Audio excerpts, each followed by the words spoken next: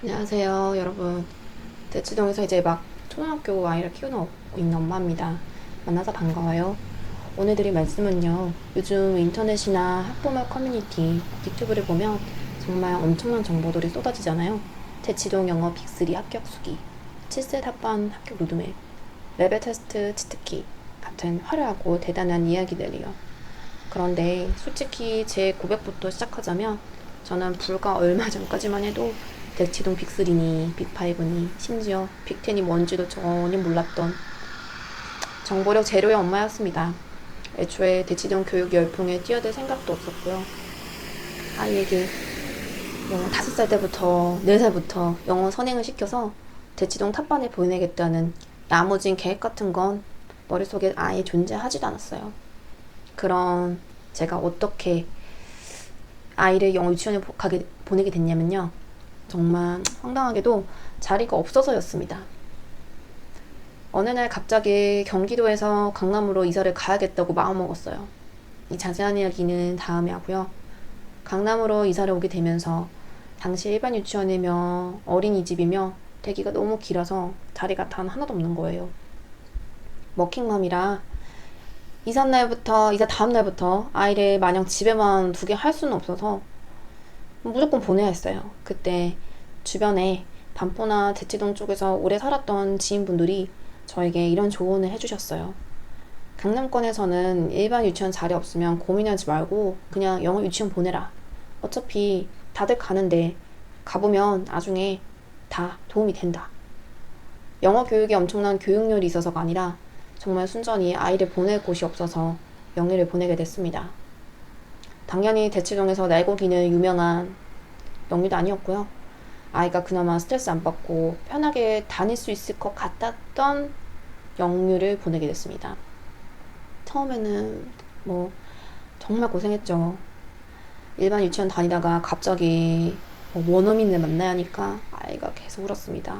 그런데 그렇다고 갑자기 다른 곳에 보낼 수도 없어서 그냥 다녔죠. 친구가 생기고 나서 그때부터는 울지 않았고 이후로는 잘 다녀서 큰 욕심 없이 그냥 다녔습니다. 그런데 초등학교 입학 시즌이 코앞으로 다가오고 이른바 대치동 레트 시즌이 딱 다가오니까 그제서야 정신이 번쩍 들었어요. 레트 준비를 그냥 유치원 커리큘럼에만 믿고 있었던 저는 레트 볼 자신이 아예 없더라고요. 내가 그동안 너무 현실감이 없었구나 하는 후회가 밀려오기 시작했습니다. 총 레트는 3번 봤고요. 두 번째까지 레트 결과를 보니까 좀 후회가 되더라고요. 만약 내가 시간을 돌릴 수만 있다면 조금 더 일찍 준비를 해줄걸. 이제 빨랐던 어머님들은 정말 이 시기부터 준비를 하셨더라고요. 저는 닥쳐서 꼭 후회하는 스타일입니다.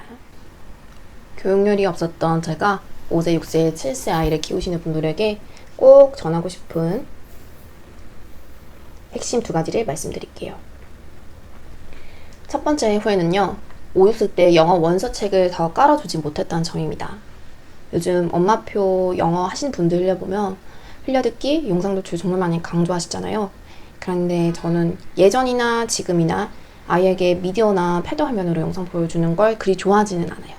일단 눈 건강도 걱정되고 아이와 책을 같이 보는 게 좀 더 도움이 된다고 생각하거든요. 그래서 만약 제가 다시 과거로 돌아간다 해도 아이에게 유튜브나 영어 애니메이션 영상을 엄청나게 틀어줄 생각은 솔직히 지금도 없습니다. 그냥 제 스타일이라고 봐주세요. 이것도 각자 생각이 있으니까요. 대신 제가 후회하는 건 원서책입니다. 5살, 6살 그 황금 같은 시기에 집에서 아주 간단하고 쉬운 영어 그림책이나 리더스북이라도 엄마랑 같이 읽으면서 책에 재미를 붙여주는 엄마표 영어를 아주 작게라도 시작했으면 좋았을 것 같아요. 영어에서 다 알아서 해주겠지 하고 집에서 책을 너무 많이 줬더니 지금은 영어 교과서에 나오는 지문을 좀 푸는 편이나 이 원서 읽기를 그렇게 재밌어 하진 않고요. 독해력 있는 편이긴 하지만 전 영어 원서에 대한 거부감이 좀 있어요.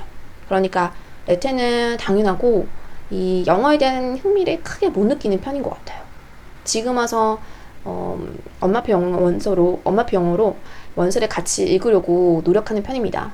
하루 10분이라도 책을 통한 따뜻한 엄마표 영어를 일찍 시작하지 못한 게 첫 번째 후회입니다. 두 번째 후회는요. 슬슬 가을이 되기 전에 라이팅을 아주 조금씩이라도 미리 준비시켜주지 못했다는 점이에요. 영유 2, 3년을 다닌 아이들은 원어민이랑 스피킹을 참 이상하게 잘해요. 3년차 아이들은 훨씬 잘해요. 그런 애들이 정말 소위 빅3, 빅5를 잘 가는 거죠. 그런데 지난해까지 대치동 영어 학원 레벨 테스트가 있을 때까지만 해도 당락을 결정짓고 레벨의 급이 나누는 진짜 숨은 보병은 라이팅이었더라고요. 요즘은 아시다시피 이 교육 규제가 심해지고 레텔을 이제 앞으로 어떻게 풀어갈지는 모르겠지만 결국 상위권 학원으로 갈수록 자기 생각을 논리적인 문장과 에세이로 써낸 능력을 중요하게 봅니다.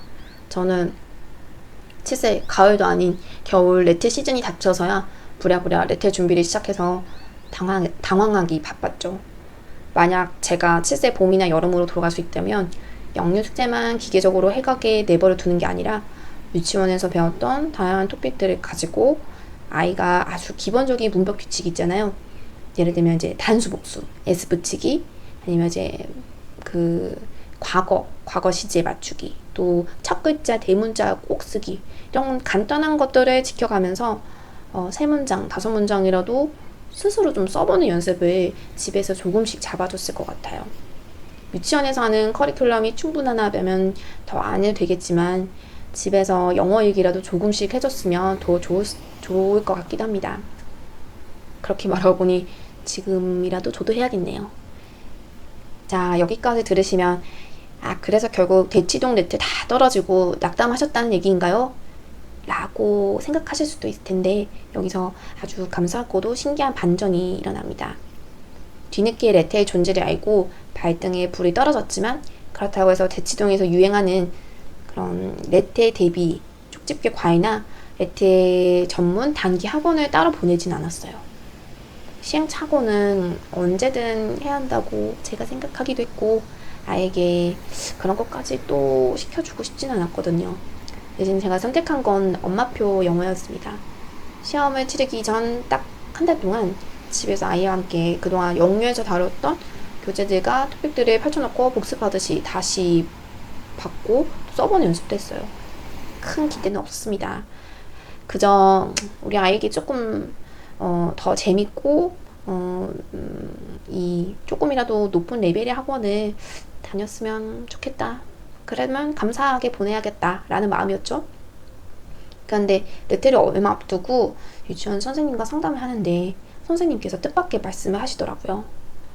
어머니, 제가 보기에 이 아이는 좀 수줍어하고 그래서 그렇지 영어의 깊이나 잠재력이 정말 훌륭해요.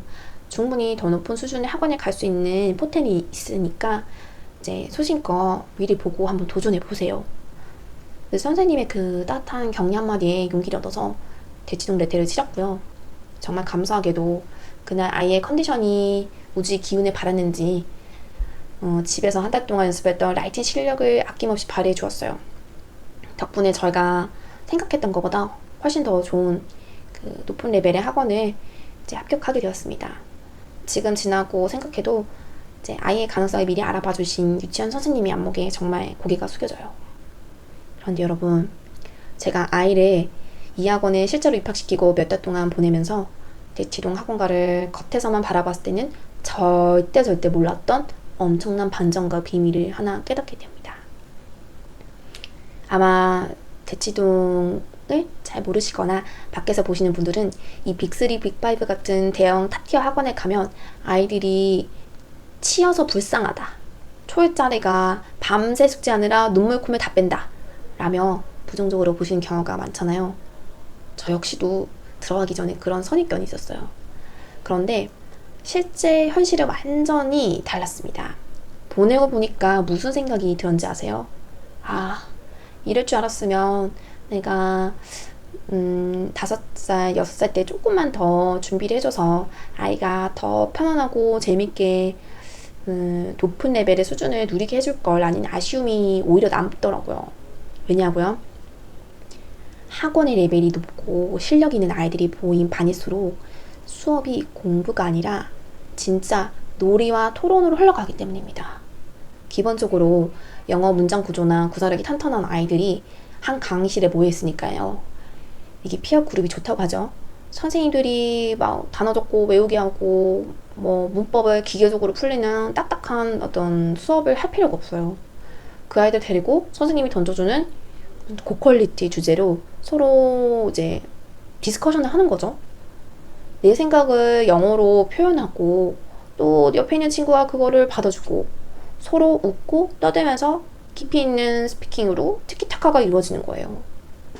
그러니까 수준이 좀 있는 아이들이 모여 있으니까 수업에 들어갈 수 있는 재미 요소의 차원이 좀 더 달라지는 거죠. 아이가 학원에 갈 때 엄마 나 공부하러 가가 아니라 엄마 나 오늘 친구들이랑 이런 얘기를 했어 하면서 이제 신나게 갑니다. 대치동 탑티어 학원들이 진짜 좋은 본질적인 이유는 이 아이들을 괴롭히는 학습량이 많아서가 아니라 아이들의 수준에 맞는 가장 높은 차원의 재미있는 환경을 선물해 주기 때문이라는 거를 저는 조금이나마 이제 직접 겪어서 알게 되었습니다. 만약 제가 5살, 6살 때 이 본질을 알았더라면 어땠을까요? 너 영어 공부 열심히 해서 시험 잘 보고 좋은 학원 가야 해 라는 압박이 아니라 우리 저 좋은 학원에 가서 친구들이랑 영어로 재밌게 이야기하고 멋진 실험도 하면서 즐길 수 있을 거야. 한번 해볼까? 이렇게 즐거운 목표를 가지고 아이를 가이드해 줬을 것 같아요. 그렇다면 아이도 저도 그 과정이 훨씬 더 행복했을 테니까요. 지금 제 영상을 보시면서 나는 대치동 정보 너무 늦게 알았는데 어쩌지? 우리 애는 영을 다녔어도 B3 장벽이 너무 높아서 속상하네 하고 낙담하고 계시는 저학년 혹은 유치원 학부모님들이 계신다면 꼭 이 말씀을 드리고 싶어요. 여러분 절대 늦었다고 생각하거나 미안해 할 필요가 전혀 없으세요. 학원 레벨 테스트 점수나 네임밸류는 결국 아이 인생에서 아주 작은 과정 하나일 뿐이잖아요. 정말 중요한 거는 아이가 초등 저학년 시기에 영어를 지루한 학습이 아니라 나의 생각을 마음껏 펼칠 수 있는 재미있는 소통의 도구로 인식하게 만들어주는 거 아닐까요?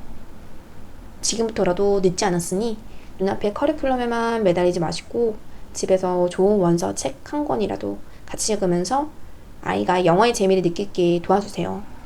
엄마가 중심을 딱 잡고 아이가 더 재밌게 영어를 즐길 수 있는 환경을 최종 목표로 삼아 이끌어 주신다면 우리 아이들은 그 어느 곳에서든 주눅들지 않고 멋지게 영어를